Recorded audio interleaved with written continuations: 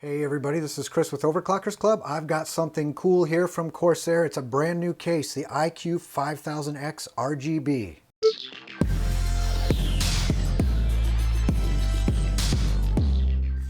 And it's always fun and exciting to see something new from Corsair. To cool it, we'll be using the iCUE H150i RGB Pro XT. Whew, that's a lot to say. And to power it, this is a little easier to say, we'll be using the HX850. And a quick run over the box. Looks like it has a glass panel, black finish, RGB fan ×3, which is nice to know. There's what's inside as far as the hardware kit. That's a little unusual. You don't usually see the contents of the hardware kit out there on the side of the box. Dimensions: 520 deep, 520 tall, and 248 millimeters wide. And looking at the back of the box here, there's a very large exploded view showing all the components, and they're all labeled. And let's see, it looks like A over here is a glass side panel. B, let's see, B down here is up here, glass top panel. We got 4 dust filters. We've got 3 120 millimeter RGB fans, 3 removable SSD trays, which are right there, 2 hard drive trays, which are there, and then G is the lighting node core, and that's over here. And finally H, this is the motherboard tray fan bracket. And then looking at the other end, and here on the other end, in several languages, are the specs. If I can get that to focus. Okay, so we already know the dimensions, 520 by 248 by 520. Fan locations, so you can see all the different places you can locate fans, expansion slots, motherboard coverage. That's always interesting. So we've got a mini ITX all the way up to an eATX, which is extended ATX. And then the front I/O, 3 USB 3.0s, USB 3.1 Type-C, headphone, power reset, power supply up to 225. Okay, now it is out of the box and sitting on top of the table with the plastic bag and very, very dense closed cell foam to protect everything. So I need to get it out of the bag. Let me tell you, that is one heavy-duty industrial strength thick bag. All right, well, you're not here to see the bag, you're here to see the case, which is right here. And let me also say, this thing is really heavy with all that glass, so make sure you have some help getting it out of the box and out of the bag. And don't be like me and try to muscle it all yourself, because you do not want to drop your brand new case. All right, I turned on another row of lights to sort of light this thing up a little better, since it's all black and the glass is smoked. There's so much reflection, it's a little hard to see exactly what's going on, but it'll be even worse once I get all the protective plastic off. And I had somebody comment the other day on a case review, I don't remember which case it was, but he's like, you know, why would you take all that plastic off right away? You know, you really need to leave that on. Take it off as like the last step of your build. And he's not wrong, I don't disagree with it, but the reason I take that off is so that you can see during the review what everything looks like. I don't want to wait till the very last minute. So yeah, normally I might leave that on there if I'm just building the system for myself, but I take it off for everybody to see what's going on during the review. So a quick overview of the case, and there's actually some plastic behind the front panel. I'll have to pull that off, but anyway, you can see this, I guess this is usually the back side of the case. It is full glass, and there's actually a section cut out here for a side vent, and we'll see what that's for in a little bit here. The front panel is glass. The main panel is all glass. About the only thing that isn't is the plastic bezel here around the front. Looking at the back, we've got a well-ventilated rear section. We've got a space here for a rear 120 millimeter fan that is not included. You got the slots here so you can adjust the fan up or down a little bit. We've got our PCIe expansion slots, 1, 2, 3, 4, 5, 6, 7. We've got a couple slots here that are for your vertical GPU if you want to go that route. And of course your power supply goes in at the bottom. Now since we have glass panels here, of course you always want to be careful. And the way these are removed, you take the fasteners loose, and there's some detents here, so you want to be very careful when you pop this off. So you sort of give it a pop at this side and then at the bottom. And I'm always a little careful here. I should say a little paranoid when I go popping glass panels off. And of course, since everything is new, it is a little stiffer than usual. So there's your glass panel, and you can see it's got some little tabs here that lock into position on the front, and then you've got the detents here at the back. And again, when you're working with glass panel, just be real careful. And the same here for the back panel. And this also has a detent, and it comes off pretty easily, but like I said, I'm always a little careful when dealing with glass. And it's the same sort of retention system. It sort of kicks out, and then you can remove it. And looking at the back, now I actually loosened some of the screws here ahead of time. But the back of this is a little different than what you usually see, because usually you take your back cover off and all you have staring at you is the back of the motherboard tray. But in this case, it's a little different. And the way this works, there are 3 screws here. I already took those out. So this panel is hinged and it opens up. And there's the back of the motherboard.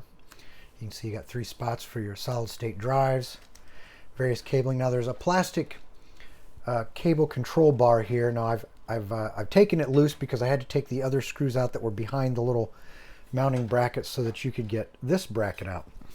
And as you can see, pretty clear, this is for a radiator, a 360 millimeter, up to 360 millimeter radiator that will push the air out of the side. And that's what that big vented section in the glass panel was for. So when you take that out, and this piece here also comes out. So I'll see what all, there's some screws here. I'll get it out here in a moment, but again, you have full access to the back of the motherboard. No, I didn't say Alexa. Okay. So there is, let's see, what is this? There's some sort of a, okay, some sort of a plastic tray. I'll figure out where that goes here in a moment.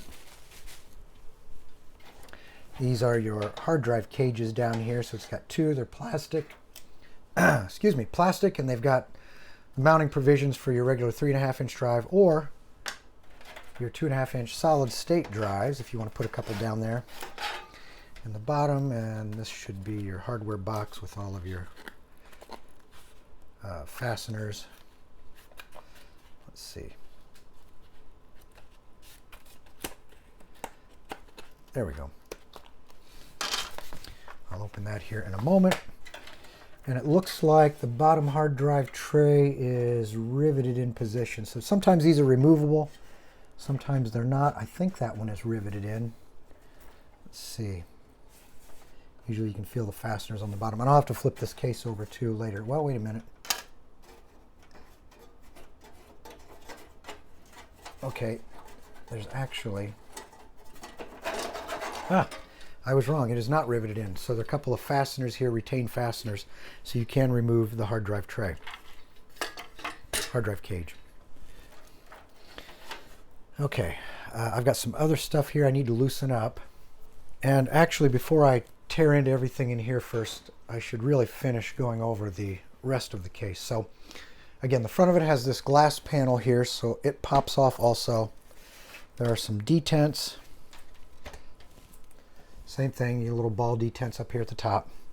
And this does have plastic on the inside. This is a nice smoked glass panel. So we'll set it off to the side.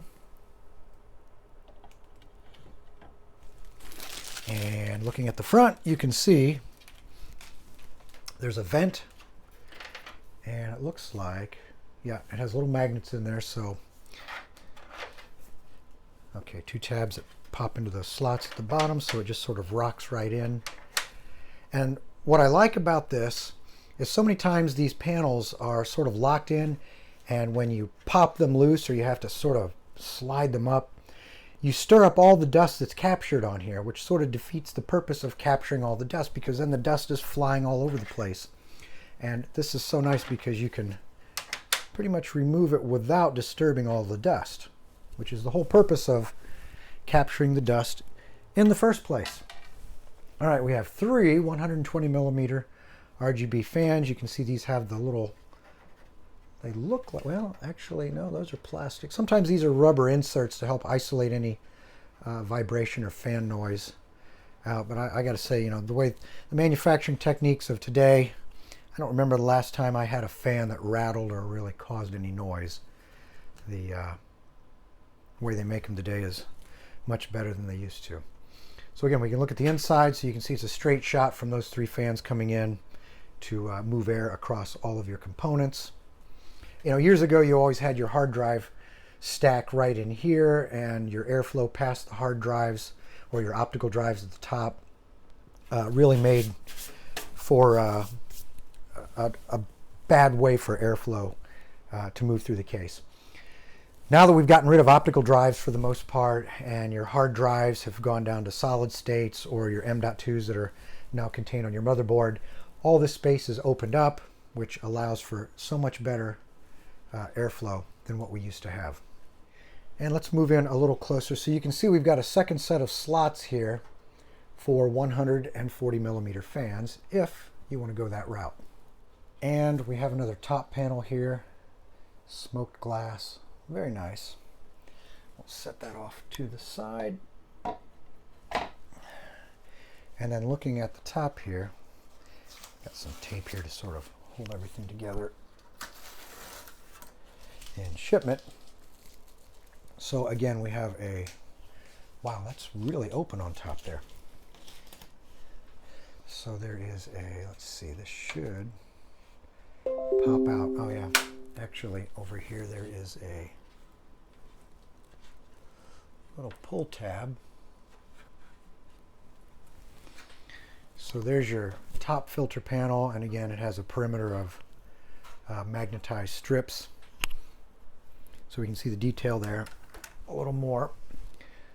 First, let me go over the I/O here. So there's your power button. We've got a couple of USB ports. You've got your USB Type-C. We've got a combination microphone and headphone jack, and then looks like a reset button there. And you can see the detents there to hold the top on. All right, so you can see we've got a series of slots here. So we've got the spacing here for 120 millimeter fans, and we can also go with 140 millimeter fans. And to sort of improve airflow, we've got the little notches there. If you use 140 millimeter fans, you know, you don't want to starve that little section or impede the airflow there. All right, so that's the top. Let's see what the bottom looks like. And actually, before we flip the case over, there is a filter panel here for the bottom, and this is to keep the dust out of your power supply. So the fresh air intake there is on the bottom, and you have a nice filter panel. And again, I like the way this comes out very smoothly in a very non-violent fashion. Again, the purpose is to keep your dust on the filter panel and not stirred up and going all over the place. And with all the glass removed, it's pretty easy to flip this thing up so we can see the bottom. Now it's sort of sitting at a funny angle because the bracket for the vertical GPU sort of sticks out, and that's why it's kind of sitting there looking sort of funny. So you can see the bottom is pretty well closed up. There's your venting for the intake on your power supply, and you see these little protrusions here. You remember the hard drive cage we took out earlier? So you can actually adjust your hard drive cage position. So if you need to move it over a little, you've got that option. And at the corners there are little rubber feet, again to help isolate any vibrations from the case. It also keeps your case from sliding around the floor, and it keeps your case from scratching any nice hardwood floors you might have. And here's where the power supply goes. You can see there are 4 little rubber supports there for your power supply to sort of keep it from transmitting any vibration to the chassis. So from what I'm seeing, I like the way the top is sort of recessed. One of the complaints I have on cases that have the top vented, there's usually enough obstruction on the top that you can't really get the airflow that you need. So we'll put this panel back in like that, and then the glass. I think this is symmetrical, so I don't think it matters. And again, since it's detented, you just pop the corners back in.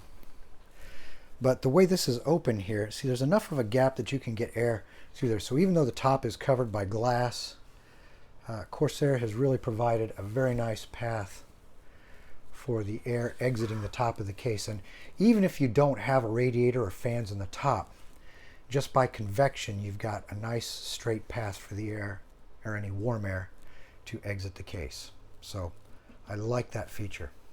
So my test system, my Z390 motherboard died, and I actually ended up getting a nice motherboard here from MSI, this Z690 carbon Wi-Fi. So my plan was to actually go ahead and get that installed in the case. However, I don't have a CPU or the DDR5 memory just yet.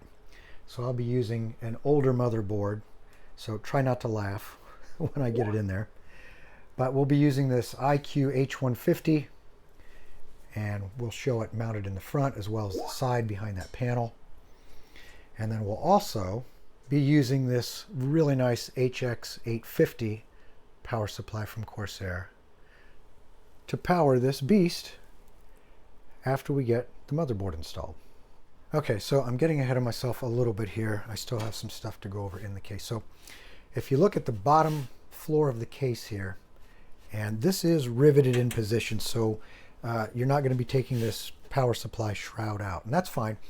It's generously vented at the top, and you see we've got a couple of holes here. These are usually used for the vertical GPU bracket here if you do the vertical GPU mount. There's actually another threaded hole here too. 2 of them actually. Now I don't have the PCIe extension cable from Corsair, but I do have one from Fractal Design, so I will get a graphics card mounted in there vertically so you can see what it looks like. Now your motherboard tray comes with all of your standoffs in a standard ATX configuration. However, we have positions in there for other motherboards such as a micro ATX or mini ITX. Some other nice features, we've got 2 very large openings here at the bottom. These are perfect for fishing your cables up for your graphics card, or the usual array of USB connections, or your HD audio that connect to the bottom of your motherboard. So many times these holes are almost non-existent, and it's really difficult to get stuff fished up through there. We also have some really nice access holes up here at the top, and those are typically used to get your fan connections, or really your big cable that supplies power to your CPU.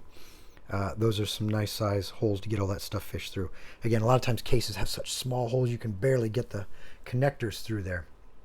And there are some grommets sort of hiding behind this panel. I'll get this removed, but these are where you fish usually your SATA cables and your other cables that need to connect to the motherboard.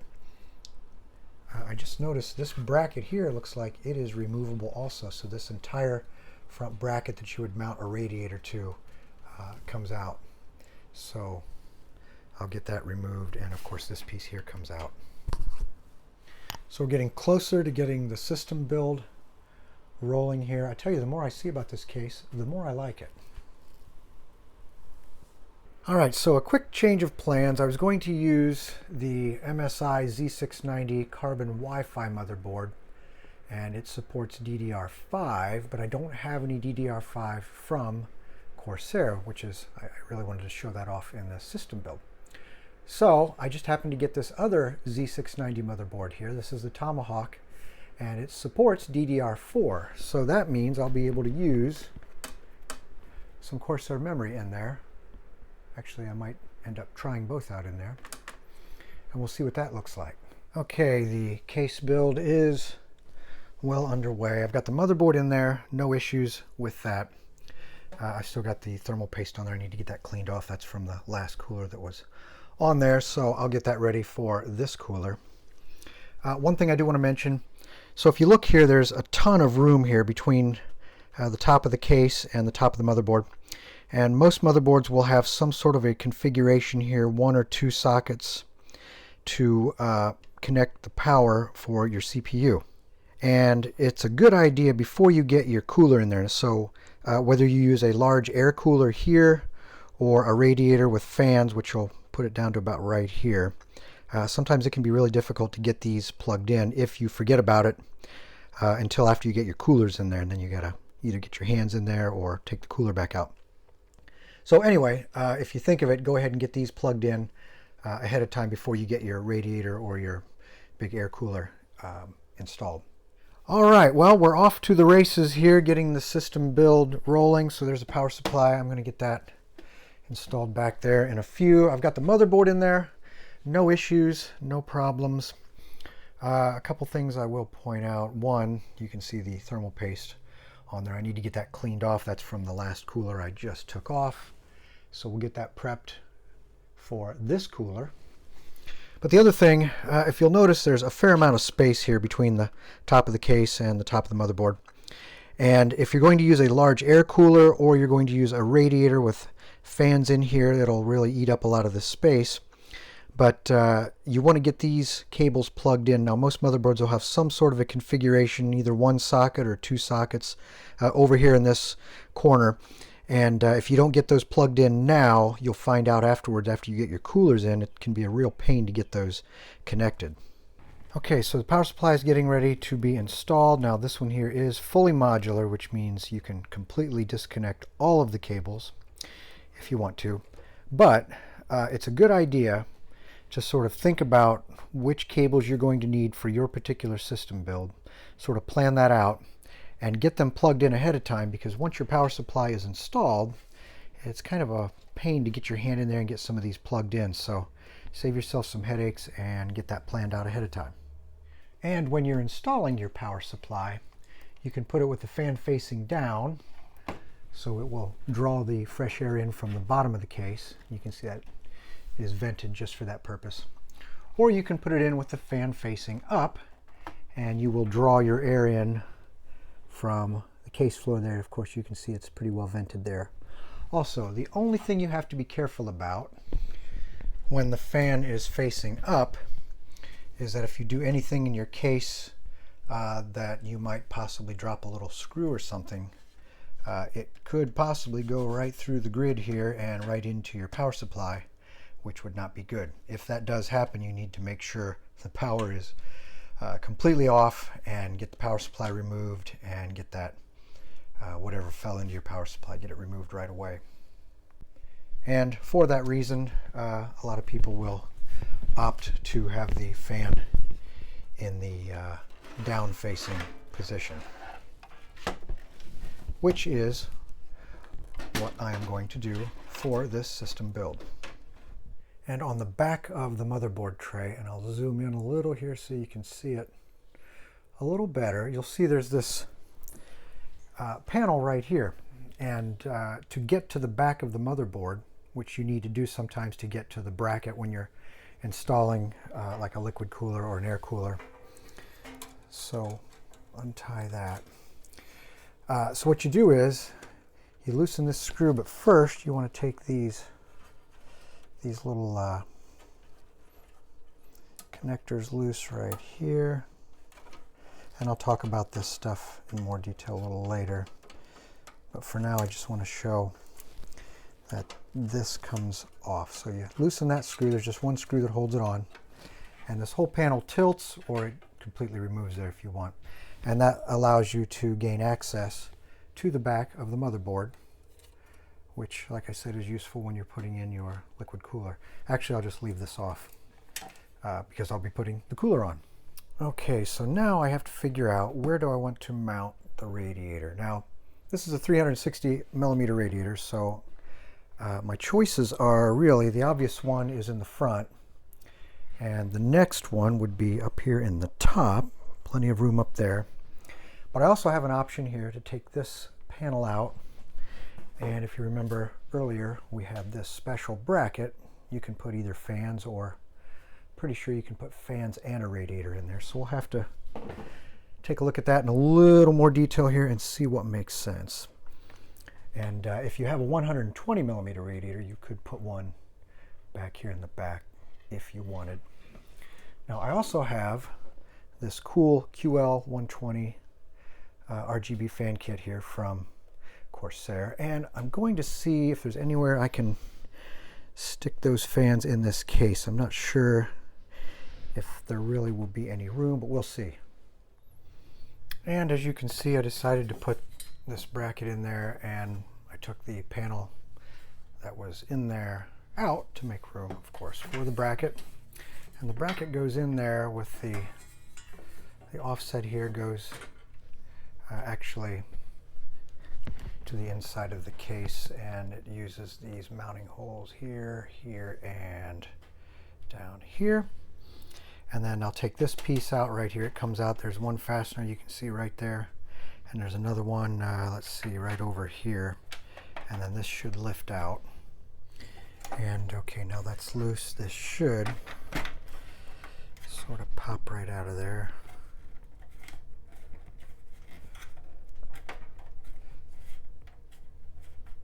Oh, there's a little tab there. Okay. All right.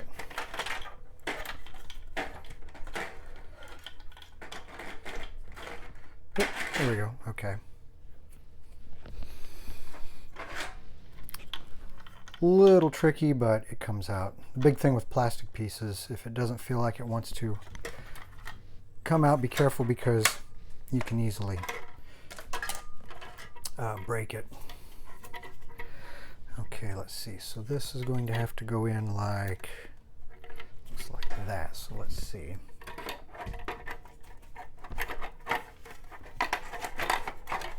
Yep. There we go. And that is what that bracket there looks like when it's installed. So clears out a lot of area there in front of what will be the fans and the 360 millimeter radiator. Okay, so now I'm going to get this bracket installed. Now it's just sitting in there. I want to show you how that goes in. So it's really pretty easy. So again, remember, these three tabs here go toward the front, and they actually sit on the back of this motherboard tray face right here. And what you do, and you see how the cable retainers, these little plastic pieces here, these tabs actually sort of go in and behind them. So you kind of start, again, it's a little tricky at first, but you sort of start with the three tabs kind of going in behind those. They're angled, those plastic pieces are angled, so it looks like they're made just for that purpose. And then you sort of close it like a door and let it drop down. Now there are two tabs down here on the bottom of the bracket that go into two slots on the floor of the case here. So try that again. Sort of get that in there, raise this up, get the slots lined up, and drop them in there. So now everything's ready to get the fasteners in there. Actually, just they just use regular screws here. So you definitely need to make sure you put all these in, or there's a chance you'll get a lot of vibration and noise from your fans on your cooler. And I did check to see if these QL 120 fans up here will fit, well, not fit, but actually work with the fan hub and the RGB hub, and it looks like it will, that fan kit there. So my plan is to put those three fans in the top here to sort of help push the hot air up and out through the top of the case. So it looks like they'll work. I hope they do. So I'm down to the last screw, and it's behind this strap, so we pull the strap through. You don't have to pull it all the way through, just enough to expose the hole there, but if you do accidentally pull it through, it's no big deal because it's real easy to get back in. So we'll get the screw in there, and then it goes like that, so the fuzzy side faces the case, and you just fish it through there, and it sort of self feeds through there in a way, or yeah, I guess you could say that. And then there you go. So looks like that would be a pain to get that through there, but it goes right back in. Okay, so as we're getting the system build underway, it's a good time to open up the hardware box and see what's inside. So we've got 12 of these little Velcro straps, which come in handy for your cable management phase when you get to that point. Obviously, I'm not to that point. Some of the other items, we got some standard, looks like 632 case screws. These are special screws here for installing fans. They kind of cut into the plastic frame of the fan housing to sort of secure it. Some little tiny screws. These are usually for your solid state drives, your little 2.5-inch drives. We've got some extra, look like the hex standoffs for motherboards. Some washers. This little guy here is handy. This is a 90-degree adapter for your USB 3.0 cable. A lot of times those cables are stiff and you have to bend them around like 90 degrees to get them to plug into the motherboard. Well, with this, this helps alleviate some of that, so we'll see how handy that comes in. And then there's a little hex standoff here. It looks a lot like the one here, right here on the motherboard tray. Not sure why there are two, and it doesn't show it listed here in the section here that shows what all is included in your accessory kit. So I'm not real sure what it's for or if I even need it, so we'll see. All right, time to go over the bundle of cables here. This comes from the case. This is basically what connects your I/O panel here to the motherboard. So we'll start with the main USB 3.0 connector. This is pretty standard. And you remember earlier I talked about the cables can be a little stiff when they want to plug in. It can put a little strain on the socket that this plugs into on the motherboard. So that's where this little guy here might come in handy. We'll see how necessary it is. So that covers that one. You've got your usual connections that go to your motherboard for your power switch, power LED, and there should be a reset here. Yep. They used to have a, I don't see one here, a hard drive activity light, and I see a lot of cases don't have that anymore. The next thing over here, this isn't really part of the main cable array here, but this is a SATA power connector to provide power to your fan hub circuit board up there. So we'll get that connected. The last thing I want to point out is this little connector here. This is for your USB Type-C. And if you're not familiar with it, if you look at the end of that, it sort of looks symmetrical, sort of, kind of, but it's actually not. So you want to be really careful when you plug this into the socket on your motherboard, right there. And they're all the same. You know, it doesn't really matter who the motherboard manufacturer is. The sockets are the same, and it doesn't matter who the case manufacturer is. The cable here is going to be the same. But like I said, it looks like it's symmetrical, but it's not. So you really want to pay attention. It goes in one way, and you really can't flip it over. Actually, you can shove it in the wrong way. Don't ask how I know that. But you really want to pay attention to how that plugs in and make sure you get it matched up with the connector on the motherboard. Let's see. Oh, I did forget. There's the HD audio cable there that plugs into the motherboard. There's a dedicated socket on there for that. So I've got the radiator in there, and it looks real nice. I have to get the fans installed. So I've got the pump mounted. I've got the, this is a SATA power here that runs out the back. I'll show you. It goes right here. So I've got that connected. So that supplies power to the pump. There's a second little connector here. Let's see, it goes, actually it comes off the same main cable, but this is for the tachometer that basically lets the motherboard know that the pump is running and at what speed. And then this here is for the this triple splitter here is for the 3 fans for the radiator. So I'll get the fans installed now. All right, so I got the bracket for the cooler for the CPU cooler. So that's all installed. Again, you had to take this plate off to allow that access. So we'll go ahead and get this back in here. So those tabs go in. This should rotate forward. Get those connectors out of the way. Now I can get this attached.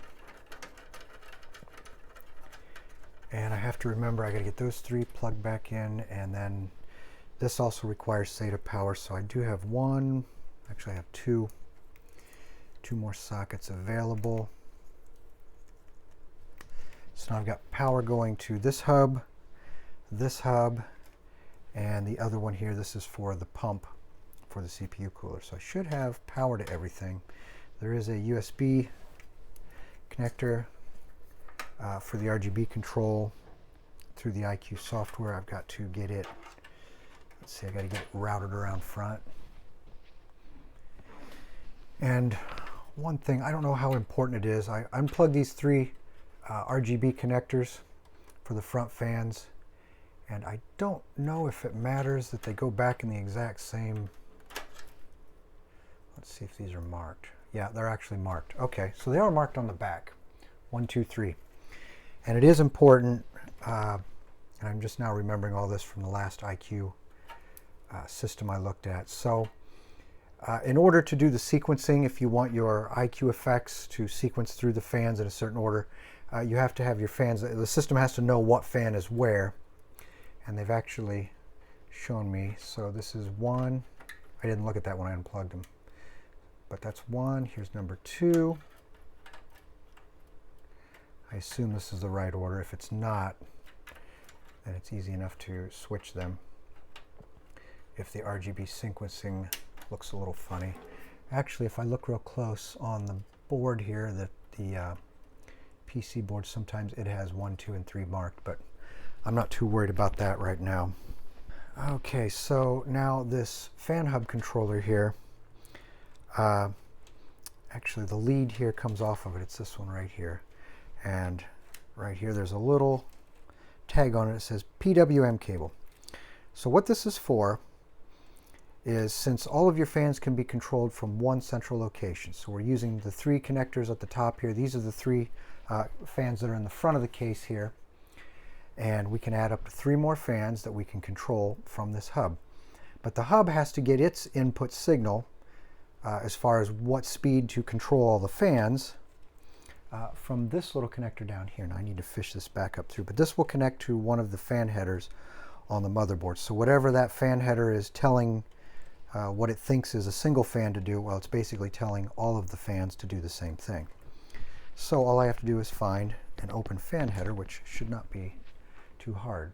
All right, so I got that little cable fished through to the front. I just happen to have an open fan header right here at the bottom right of the motherboard, and I've got just enough the cable here, the fan connector cable, to get in there. Now, every motherboard is different, so your fan headers may be configured differently. In fact, they probably will be configured differently, but for this particular one, that one works out just fine. So what that means is now, whatever this fan header is telling the fans to do, it'll control the 3 fans in the front, and then I'll get these installed along the top, and then the pump here will control the 3 fans for the radiator.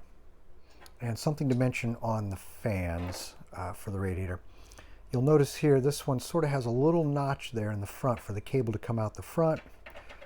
You don't have to do that, but that's nice, because when you're installing your fans, you need to plan ahead, because you need to sort of figure out where you need that cable to come out, so your cable routing can be done in the cleanest, most efficient manner. And the reason I say that, I'm not going to have that problem with this case, but sometimes when you're trying to run your fan cable around and connect to a motherboard header, you get everything installed, and then you go to plug it in and you realize you're about that much too short. So you have to unscrew the fan and flip it 90 degrees or sometimes 180 to get your cable to come out and give you just a little more cable length that is usable. So anyway, just something to think about when you're building your system. As simple as that is, it can save you some time if you don't have to move your fans after the fact. All right, so I've got all of the fans in. You can see how there's that little notch there so the cables can sort of pull through and disappear through the grommet there. So it helps keep your cable management looking a little nicer. Now, you might think, all the air that's being pulled into the case from these fans is going to be pushed right out. So you're going to have problems starving air for the back of your case. Well, that's where the 3 fans that I'm going to put in the top, these fans right here, should help draw even more air in through the front and anywhere else that it's open to help keep the air circulating through the case. So we'll really see how well that performs after I get everything assembled. And I'll go ahead and get I already got the detents popped loose, and then I'll get that filter out of there so that I can get the fans installed. So that aluminum perimeter magnet makes it nice to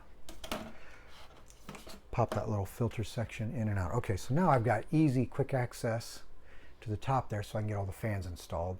All right, so I've got 2 of the 3 in there. I still have to get this one secured. One thing just occurred to me. This fan kit does come with its own controller hub there. And I ran into this one time before.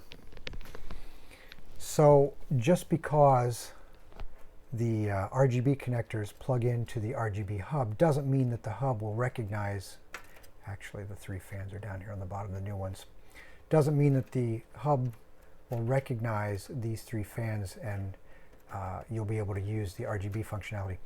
So what that means is sometimes you have to use all the same family of fans for the hub to work and be able to control the RGB.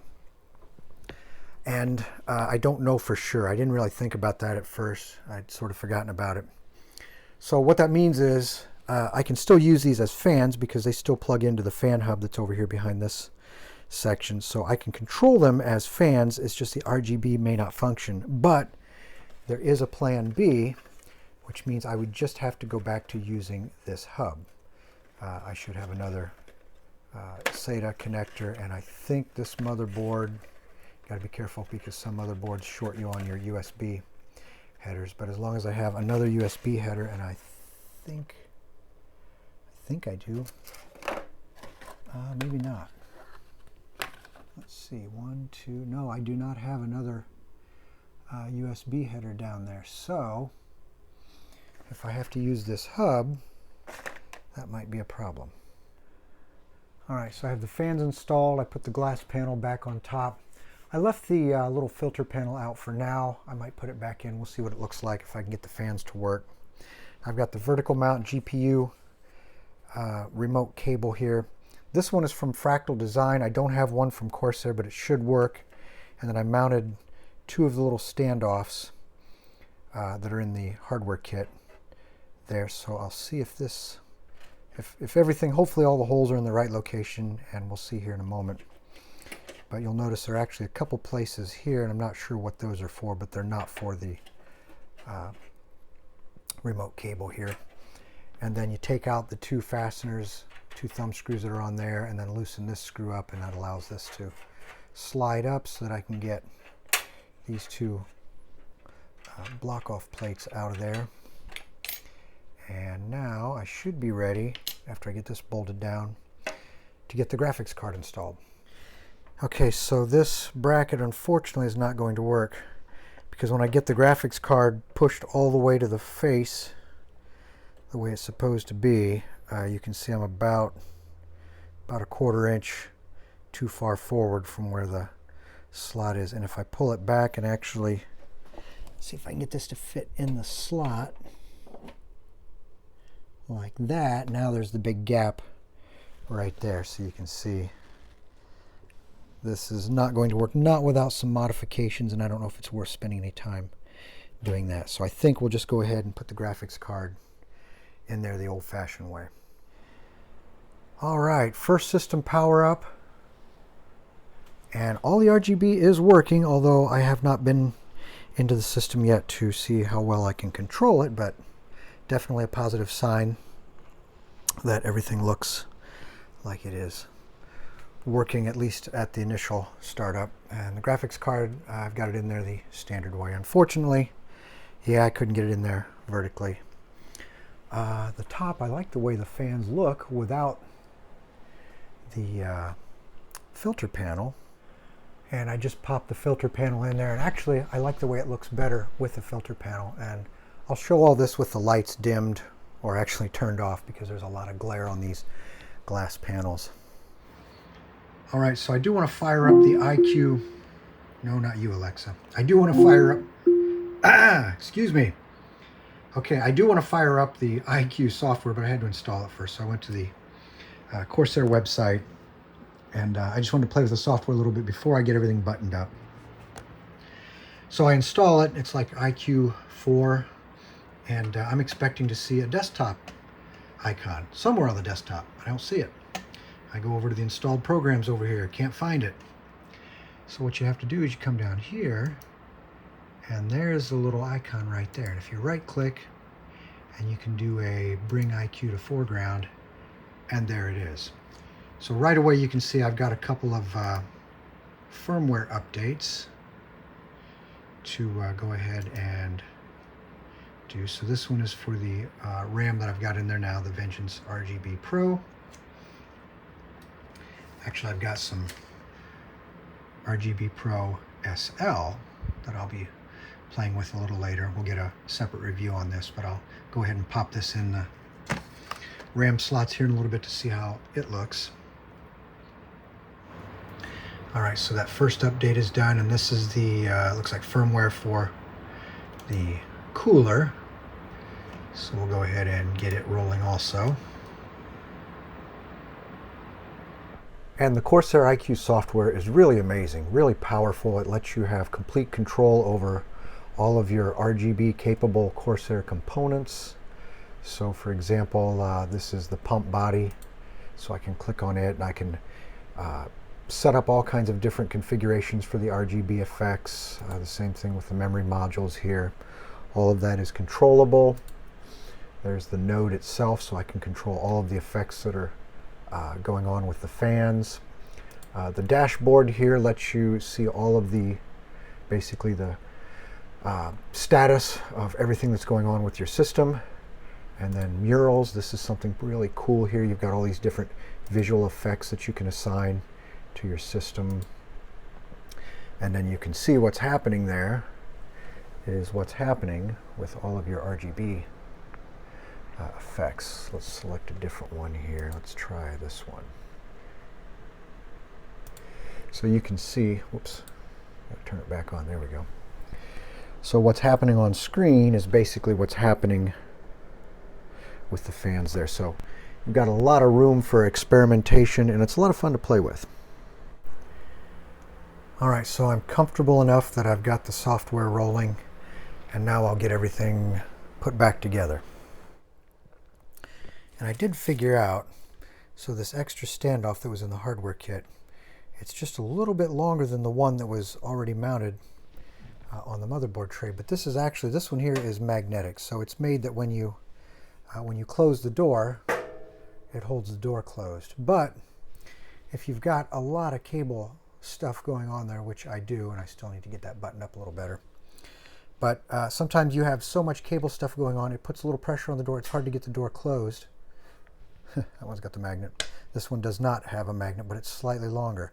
So when this one is installed, it has a tapped end there, and you can put a screw through it. You basically close the door, put a screw through there, and that's how you keep the door shut.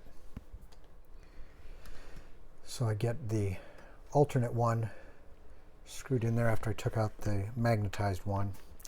And when you close the door, I can put a screw through there, and it'll help to keep things closed. Like I said, if you've got a lot of cables going on, it can be a bit of a challenge. Okay, so at this point you've seen the exterior of the case, you've seen the interior of the case. We kind of did a system build here together. And the next question that you should probably be thinking about is, what about the airflow? Because that's going to be the deal maker or deal breaker for a lot of people. And all I can say is I've been running it using AIDA64 to stress it. You can see earlier I kind of stressed it a little bit, and then there's an idle period, and then over here we stressed it, and it's kind of normalized now. It's been running for a while. So the graphics card is stressed, the CPU is stressed. We're trying to build up some heat in the case and get an idea of what it looks like. Now I'll get the thermal camera out here in a little bit and we'll sort of look around, but short answer is this case has really, really good airflow. There's an enormous amount of air really coming out of the top here from the top fans.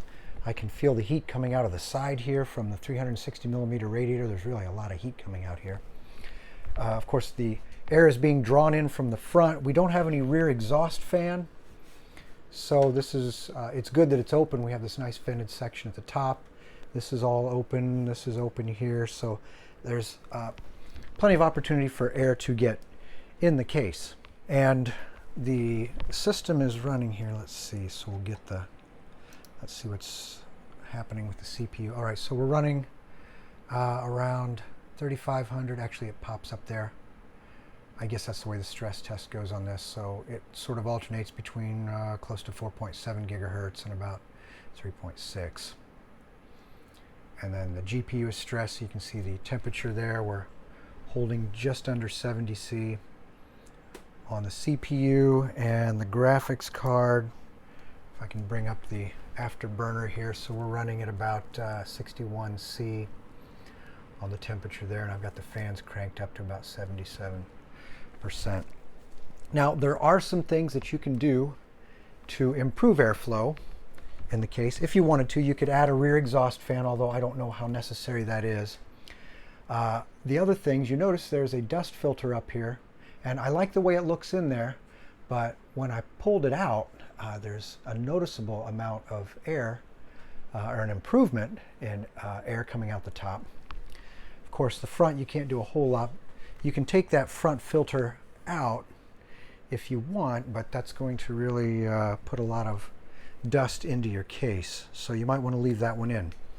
But the side filter here, since the air is coming out of the case, do we really need that filter? Is that providing really some unnecessary restriction? So I'm going to pop the top filter out and the side filter out, and then I'm going to look at the temperatures after a little while and see if that makes any difference. Okay, so I popped the top filter out, and it actually doesn't look too bad without the filter in there. I like it both ways, but you can feel there's more air moving through there. Same with the side here. I took the side filter out. That's not as obvious. You can sort of see the radiator through there a little better. But I don't know that that filter panel needs to be there unless you have the fans flipped around and this is the intake. In that case, I would leave that filter in there to keep the dust from getting in the case. So what effect has that had? Well, short answer, really no change. I'm still holding it about the same temperature on the CPU. The GPU is right around the same temperature also. So I'm not really seeing any noticeable improvement, and you can see the numbers here. They haven't really changed since I made the adjustments there with the filter removal. Okay, so one last little experiment. I decided to flip the three top fans over, so they are now, instead of pushing air out of the top, they're actually pulling air in from the top and pushing it into the case. So basically what I want to do is see what the thermal numbers look like when I do the same stress test, when we're basically flooding the entire inside of the case with fresh air from the outside. So I'll get the top back on there, and this time I will put the filter panel back on there because we will be pulling air in from the top, and we want to try to keep the dust out. So I'll put that filter panel back on there and see what it looks like. Okay, we've been running for a while like this with the air being pulled in from the top and pushed into the case. And the numbers here are a little interesting. We're close to the same. We've gone up maybe a degree or two on the CPU. It sort of alternates there. So that's not a huge jump, but it has gone up a little bit. Our graphics card has gone up. This was around 61 C, and we've gone 4 to 5 degrees higher on the graphics card. And again, we're running at the same fan speed. The stress test is the same. But what's interesting, if we come over here and look at the chart here, the 48 there and the 43, the top one is the temperature of the SSD, and the yellow number there is the temperature of the motherboard itself from wherever that sensor is reporting. But while the other components are largely the same, we actually dropped the temperature of the SSD just a little bit and the temperature of the motherboard. And that is probably due to the direct path of the airflow coming in from the fans on top and blowing that air across the motherboard and across the solid state drive. So there's a slight benefit in one way, but when we look at the CPU, we bring that back up, and the GPU, you can see we actually went up a little bit. So the moral of the story is you can play around and experiment with your fan locations and see what works best for you. Fan noise, it's really not bad. The glass seems to, usually you'd think the sound would resonate off of the glass, but it really doesn't seem to in this case. I can hear the fans over here on the side, but it's an open panel, so I would expect to hear that. But overall, I have the fans cranked up, and yeah, I can tell they're running, but it's nothing that would make me concerned. So you've got some cool RGB features and functionality through the iCUE software. You can spend an enormous amount of time playing around with that and getting all of your different lighting effects. I would recommend purchasing some additional RGB fans from Corsair to complement the top of the case. I think those really look nice in the top. And you might even go as far, if you do go with a radiator there on the side, get some RGB fans there too. But I do like the way that you have the option to put a radiator off to the side there. I like that. The power supply that I used, of course, was a little longer, and I could probably get this hard drive cage back in there, but there's not a lot of room for that. So if you don't need to use that, you're probably better off pulling it out. But it's nice that that is modular and you have that option. All right, time for the thermal camera. And you can see here, obviously there's a lot of heat coming out of that side vent, which is where the radiator is.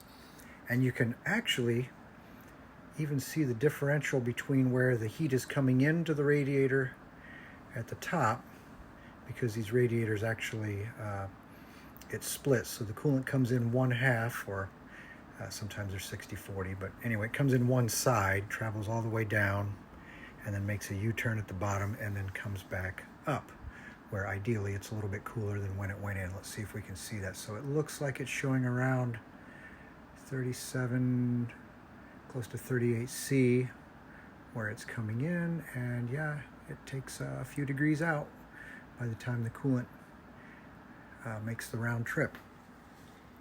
All right, so looking at the front now, there's a lot of glass here, so you're going to see a lot of reflection. So it's a little hard to really see what's going on with the side panels on. We can see some heat there. This is where the graphics card is, the 2070 Ti, so you're going to see some warm areas on the glass there. And looking at the back of the case, we can actually see where the hot spots are. The grid's in the back. Now there's a little warm spot back there on the power supply, which is to be expected because it's being stressed. And I'm looking at the top again. There's a lot of reflection on the glass, but you can see where there's some heat pushing out from the sides of the glass panel on top. And I'll take a look at the inside now. All right, so now I have the side panel off. And of course, with things being stressed, it's no surprise we're going to see some heat there. There's the graphics card and the motherboard. VRM area for the motherboard is a little warm also. You can see the heat there at the top of the radiator. That's where the warm coolant is coming in. By the time it comes out on this side, right in there, it should be a little cooler, and it is by several degrees. You can see the hot spots on the fans there where the fan motors are. right there in the center of each fan. There's the top of the power supply shroud. It's a little warm there. If we look at the back of the case, again, the same thing. You can see the same warm area there for the power supply. But that's pretty much what everything looks like with the thermal camera. And real quick, the memory we've got in there right now is the Vengeance RGB Pro. A couple of sticks, 32 gigabytes total. And we've got a 3200 megahertz speed, but I'll go ahead and pop this in there. I've got another cool memory set here from Corsair. This is the Vengeance RGB Pro SL, 4 sticks for a total of 32 gigabytes, and this is slightly faster. So if we compare the two here, you can see we got 3600 megahertz versus 32.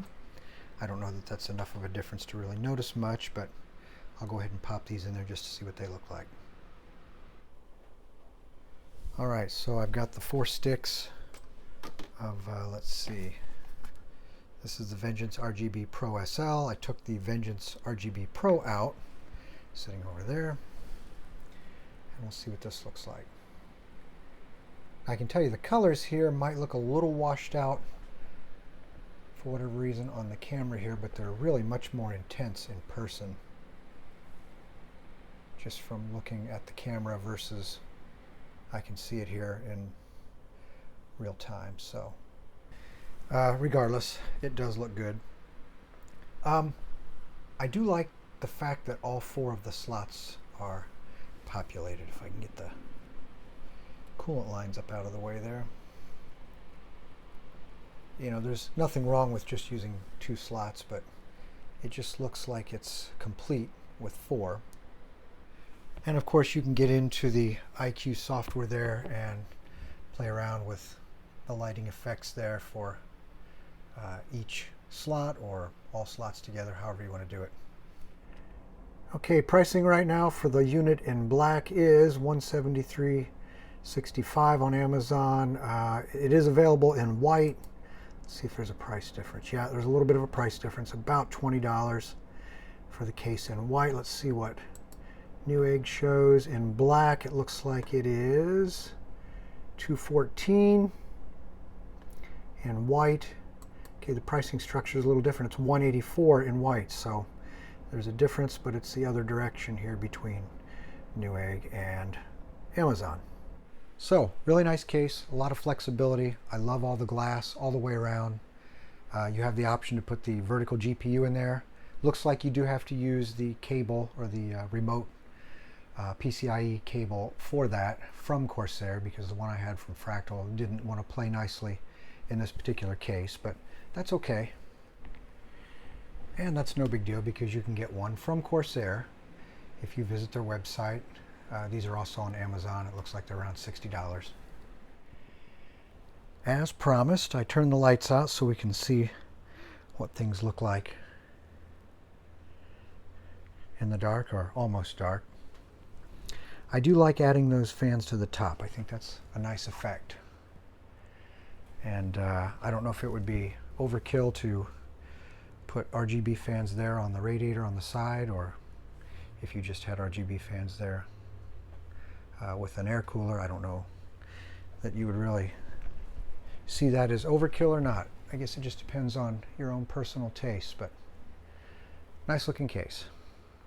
Okay, so overall I think this is a great case. I really like it. The price point is good for what you get. You get all that great Corsair quality, and I like the way it meshes so well with the other Corsair products, the power supply, the various coolers, and you get all that cool iCUE RGB effects. So I would give this the Overclockers Club Editor's Choice Award. This is Chris with Overclockers Club. Thanks for watching, and don't forget to subscribe.